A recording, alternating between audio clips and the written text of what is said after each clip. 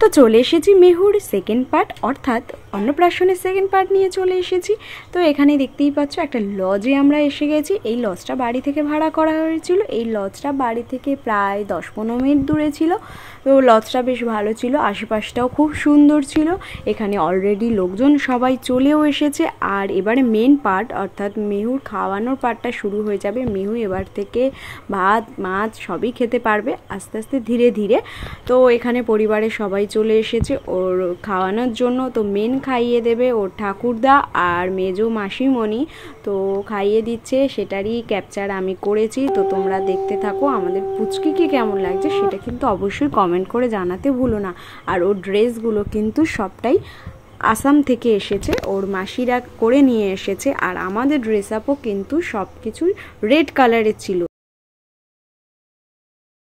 তো কেমন লাগছে অবশ্যই জানিও।